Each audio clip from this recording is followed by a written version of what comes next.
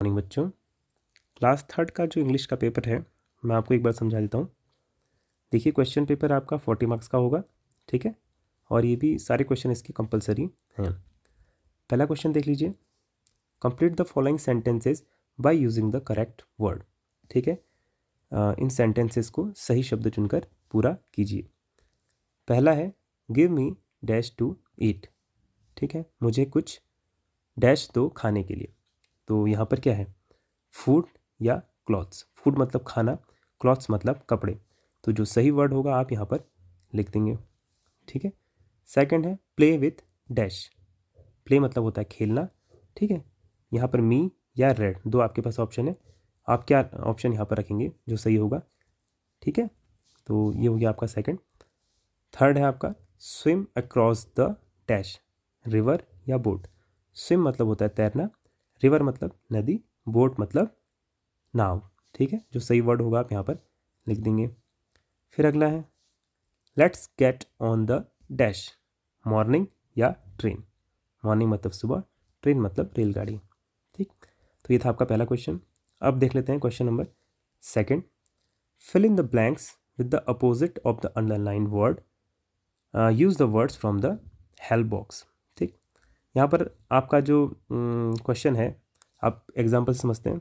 जो पहला इसका दे रखा है the mouse ran in when the cat ran dash. तो यहाँ पर आप देख सकते हैं कि इस पूरे सेंटेंस में एक वर्ड पे अंडरलाइन किया हुआ है। ठीक है, जो वर्ड क्या है, इन वर्ड है। इनका मतलब होता है इस, यहाँ पर इनका मतलब है अंदर। ठीक है, तो आपको क्या करना है, इस जगह पर इसका अपोजिट लिखना है इस हेल्प बॉक्स में से छांट करके। ठीक है, इस हेल्प बॉक्स में इनका एक अपोजिट है, या तो ये कोल्ड हो सकता है, स्मॉल हो सकता है, हैप्पी हो सकता है या आउट हो सकता है। आपको पता है इसका अपोजिट क्या होता है, तो उस वर्ड को आप यहाँ पर लिख देंगे। ठीक है, ऐसी सेकंड है the lion is big but the bee is dash. तो यहाँ पर जो अंडरलाइंड वर्ड है वो है बिग, तो बिग का अपोजिट क्या होगा, यहाँ से आप छांट करके लिख देंगे। ऐसी अगला है Ram was sad but Radha was dash. तो जहाँ पे जो अंडरलाइंड वर्ड है वो है सैड, सैड का अपोजिट यहाँ से छांट करके यहाँ पर लिख देंगे। अगला है the T is hot but the water is dash. तो यहाँ पर अंडरलाइन वर्ड जो है वो है हॉट, तो हॉट का अपोजिट इन चारों में से कौन सा होगा वो आप यहाँ पर लिख देंगे। तो यह है क्वेश्चन नंबर सेकंड। अब अगला क्वेश्चन देखते हैं, question number third. Match the words in column A with their opposites in column B. तो यहाँ पर आपको दो कॉलम दे रखे हैं ए और बी। ठीक है, ए में जो वर्ड्स हैं, ठीक है, बी में उनके अपोजिट्स दिए हुए हैं, उनके विलोम शब्द दिए हुए हैं। आपको सही वर्ड को उसके अपोजिट से मिलाना है। ठीक है, जैसे पहला है, इसको मैं पढ़ देता हूँ आपके लिए। ए में है डाउनवर्ड, दूसरा है स्लोली, तीसरा है डे, चौथा है गुड, पांचवा है ब्यूटीफुल। ऐसी कॉलम बी में है नाइट, अपवर्ड, बैड, अगली, फास्ट। ठीक है, आपको इनके मीनिंग्स पता होंगे, मीनिंग्स पता होंगे तो आप इसको आराम से सॉल्व कर सकते हैं। ठीक है, तो ये था क्वेश्चन नंबर थर्ड। अब अगला क्वेश्चन है question number four. Make 3 new words from the given words. ठीक है, आपको यहाँ पे कुछ वर्ड्स दिए हुए हैं, आपको इन वर्ड्स के लेटर्स का यूज़ करके कुछ नए वर्ड्स बनाने हैं। फॉर एग्जाम्पल, यहाँ पे फर्स्ट वर्ड जो दिया हुआ है एग्जाम्पल के लिए वो है ROARING, रोरिंग। ठीक है, तो इसमें जो लेटर्स हैं उन लेटर्स से कुछ नए शब्द यहाँ पे बनाए हुए हैं। जैसे यहाँ पर आपको दिख रहा होगा IN, तो इससे एक वर्ड बन गया। ऐसी RAN, ठीक है, RAN, इनसे एक वर्ड बना दिया रैन। ठीक है, ऐसी ROAR, रोर। तो ये सारे शब्द जो हैं सिर्फ इस शब्द से बने हुए हैं। ठीक है, ऐसे फिर आपको एक वर्ड दिया हुआ है FROWING, फ्रोइंग, और दूसरा है BLINKING, ब्लिंकिंग। तो इनसे आपको फिर कोई नए वर्ड्स 3 बनाने हैं। ठीक है, तो ये है आपका क्वेश्चन नंबर 4। अब अगला क्वेश्चन है question number 5। Place this letters in their right order to form the names of animals. यहाँ पर आपको कुछ लेटर्स दिए हुए हैं। ठीक है, फॉर एग्जाम्पल देखिए ATC, लेकिन ये कोई एक वर्ड नहीं बना रहे हैं। ठीक है, इसके जो लेटर्स हैं हमको सही क्रम में रखने पड़ेंगे, तब जाके हमारा कोई एक वर्ड बनेगा। जैसे ATC, इसमें हमने क्या किया, सी को पहले रख दिया, फिर A, फिर टी, तो ये क्या बन गया, कैट, एक जानवर का नाम। ऐसे ही यहाँ पर जितने भी आपको ये लेटर्स दिख रहे हैं, ये सब, इनको अगर आप सही अरेंज करेंगे तो आपको एनिमल्स के नेम मिल जाएंगे। ठीक है, तो इसको आप क्वेश्चन नंबर 5 को भी कर लेंगे, इन लेटर्स को अरेंज करके एनिमल्स के नेम बनाएंगे, जानवरों के नाम बनाएंगे। ठीक है, यह है क्वेश्चन नंबर 5। अब देखते हैं क्वेश्चन नंबर 6। तो क्वेश्चन नंबर 6 है चूज़ द करेक्ट आंसर। ठीक, आपको यहाँ पे कुछ क्वेश्चंस दिए हैं और उनके कुछ ऑप्शंस हैं, आपको सही ऑप्शन चुनना है। ठीक है, ये सारे आपके आपकी टेक्स्ट बुक के हैं, किताब के हैं। ठीक, पहला देख लीजिए, व्हाट वेंट अप द हिल, क्या पहाड़ तक जाता था, a path, a street, a road, a rail line. तो आपको ये पता होगा इसका आंसर क्या है, सही आंसर पर आप टिक कर देंगे। अगला है हाउ ओल्ड वॉज मीनाज ब्रदर, तो मीना का भाई कितना बड़ा था। ठीक है, उसकी क्या उम्र थी, क्या वो 5 साल का था, 5, 4, 6 या 7। तो कितने साल का था ये आपको पता होगा, इसका आप सही आंसर टिक कर देंगे।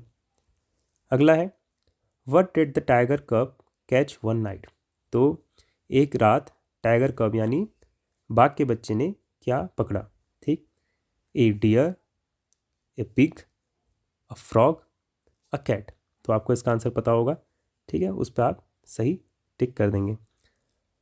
अगला है name the ship of desert. ठीक है, रेगिस्तान के जहाज को टिक कीजिए, बताइए। ठीक है, उसका नाम बताइए। तो वो क्या होता है, लायन होता है, कैमल होता है, क्रैब होता है या टाइगर होता है। तो जो सही होगा उस पर आप सही का निशान लगा देंगे। ये हो गया क्वेश्चन नंबर 6। अगला है question number 7। Read the following poem and fill the correct word in the sentences given below. यहाँ पर आपको एक छोटी सी पोएम दी हुई है।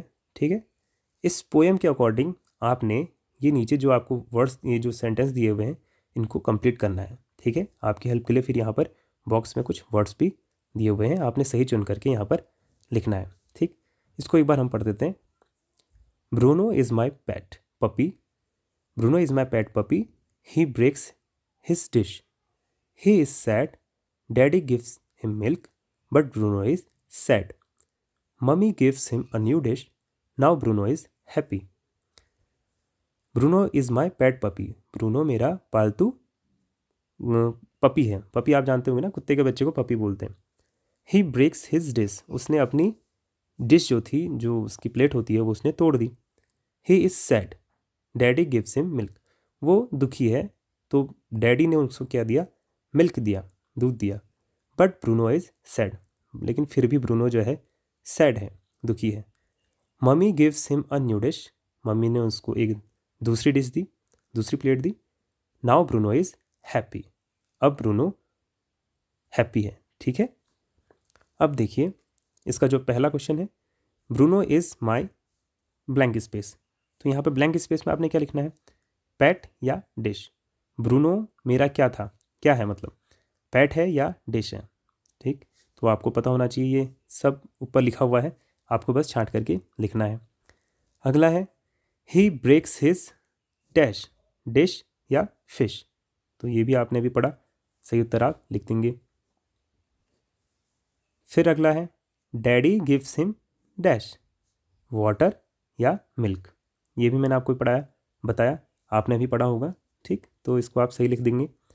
चौथा है mummy gives him a new dash, fish या डिश।